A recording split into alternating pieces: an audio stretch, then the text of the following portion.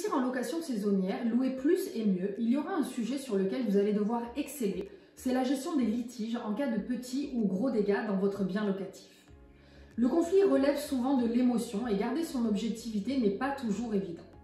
Vous êtes propriétaire, vous avez investi votre temps, votre argent et votre cœur pour proposer une location saisonnière qui vous semble parfaite et vous ne comprenez pas que vos locataires n'en prennent pas soin. Comment éviter les litiges, limiter ou anticiper les dégâts dans votre location courte durée? Dans quel cas retenir l'argent de la caution de vos locataires? Si vous vous posez l'une de ces questions, ne bougez surtout pas de là. Dans cette vidéo, je vous explique comment mieux gérer les dégâts de votre location saisonnière.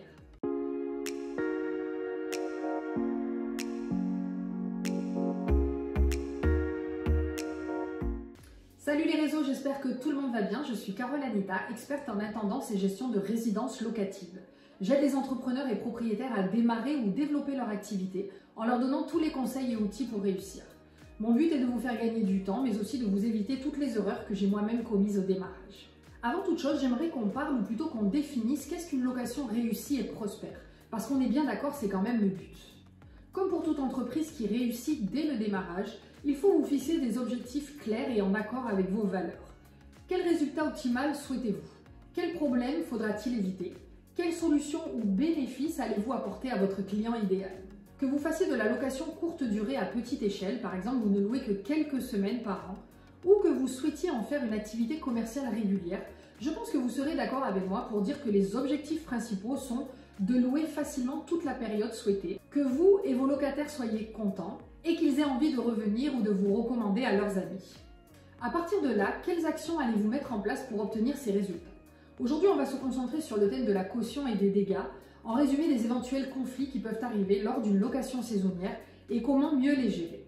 J'en ai parlé dans ma vidéo précédente, mais la première chose à définir va être votre seuil de tolérance en matière de dégâts. Comme je vous le disais, on a tous des valeurs de vie et des visions différentes. Donc demandez-vous, qu'est-ce qui est grave et qu'est-ce qui l'est moins? Pour cela, mettez-vous dans la peau de votre locataire et non la vôtre.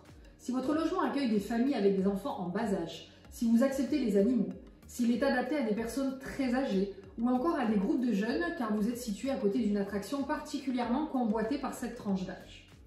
Imaginez maintenant les pires scénarios qui pourraient arriver et croyez-en mon expérience, ça sera pratiquement toujours par accident. L'enfant ou la personne extrêmement âgée qui se sera oubliée dans votre lit. Donc vos draps, couettes ou même votre matelas mal protégé seront tachés. Les poils du chien partout sur les canapés et les tapis. Les coups de museau sur toutes les vitres de la maison, donc un bon 2 heures de ménage en plus à la fin du séjour.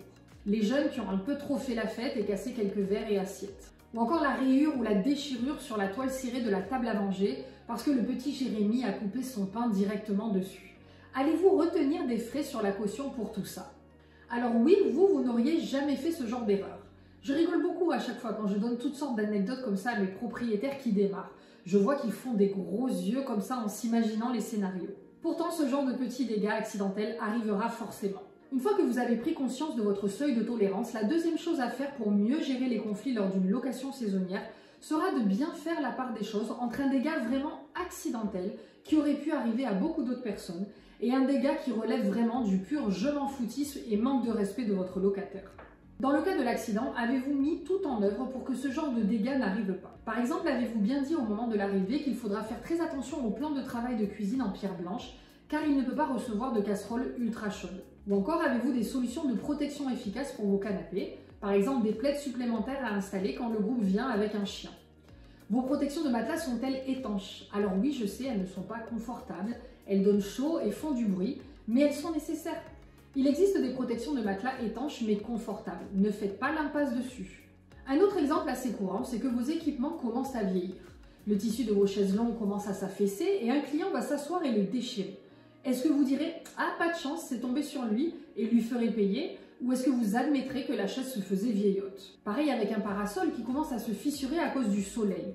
Et au prochain coup de vent, même très faible, il va se déchirer. Ah, pas de chance, c'est tombé sur vous. Donc face à chaque situation, vous ou votre concierge devrez vous montrer très objectif. Ensuite, il s'agira de déterminer si la réparation ou remplacement de l'objet concerné va coûter beaucoup d'argent ou pas. En règle générale, je détermine dès le départ avec mes propriétaires quels sont les objets de valeur. Meubles, décorations, équipements, électroniques, etc. Je donne ensuite des recommandations pour éviter les dégâts. Parfois même, je leur dis d'enlever carrément les équipements concernés. Petite parenthèse à ce sujet, je propose des accompagnements individuels personnalisés pour vous aider à vous lancer en location saisonnière. Équipement, optimisation de votre bien, entretien, embauche, conflit, il y a tellement de cas de figure différents et trouver les réponses par soi-même n'est pas toujours évident.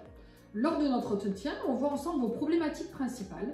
Je vous conseille puis vous donne un compte-rendu par écrit avec selon vos besoins des fiches techniques ou modèles de documents que vous adapterez ensuite à votre sauce. Pour plus d'informations sur ces accompagnements personnalisés, je vous laisse le lien en description. Donc revenons à nos dégâts. Pour les objets chers mais indispensables à la location ou au standing de la villa, je prévois un protocole pour avertir le locataire des soins à prendre. Je vous donne quelques exemples. Un volet de piscine coûte très cher à réparer s'il est cassé. Je m'assure donc de bien expliquer son fonctionnement par oral et par écrit au locataire. Les bons parasols aussi sont onéreux. Je précise au moment de l'arrivée dans quel état ils sont et je demande à ce qu'ils soient toujours fermés quand personne n'est au bord de la piscine. Autre exemple, une porte qui aurait tendance à claquer fortement et peut donc briser un carreau ou abîmer son cadre en bois. Je le précise à l'arrivée et je prévois un cale-porte si les locataires souhaitent garder la porte ouverte tout l'été. Alors attention toutefois à ne pas avoir l'air d'un flic en civil avec une liste à rallonge d'interdits et de recommandations. Trouvez le juste milieu et les bonnes phrases pour montrer à votre locataire que vous attendez du soin, mais qu'il peut quand même être relax pendant ses vacances. Si malgré toutes vos précautions, il y a quand même des dégâts coûteux, alors oui, il est évident que vous devrez retenir les frais sur la caution ou faire appel aux assurances pour les plus gros montants. Mais je vous avoue que dans mon cas, depuis toutes ces années, je n'ai jamais eu pour ma part de litige important et difficile à régler. Par contre, si le groupe a cassé un bol de cafetière, taché un drap plus que la normale, fait une auréole involontaire sur la table de nuit que vous n'avez peut-être pas bien protégée, les coûts seront sous la centaine d'euros. Pour ma part, je considère tous ces petits dégâts comme des dommages collatéraux normaux et je ne les charge pas. Et ce, peu importe le montant du prix de la location. Comme pour toute entreprise, il faut savoir perdre pour gagner.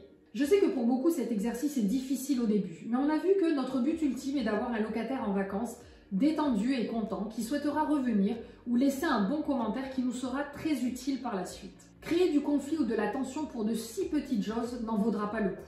Essayez de ne pas ruminer et être obsédé par tous les petits incidents qui pourraient arriver dans votre maison, car sinon vous allez très mal vivre votre expérience d'hôte. Dans le cas où vous faites appel à une conciergerie, si vous êtes tendu et trop strict sur ces petites choses, je ne pense pas qu'ils travailleront bien longtemps avec vous.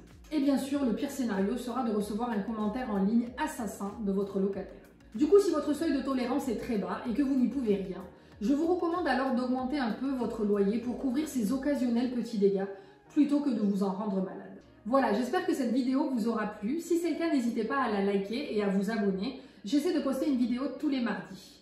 Comme je vous l'ai dit, je suis professionnelle de la location saisonnière depuis plus de 15 ans maintenant et pourtant, je n'ai jamais eu à régler de litige trop compliqué. Si vous êtes bien préparé, objectif et conscient, que vous apprenez à bien formuler vos recommandations aux locataires lors de vos accueils, je vous garantis que vous n'aurez jamais à régler de conflits ingérables. Allez, en attendant la prochaine vidéo, je vous dis à très vite!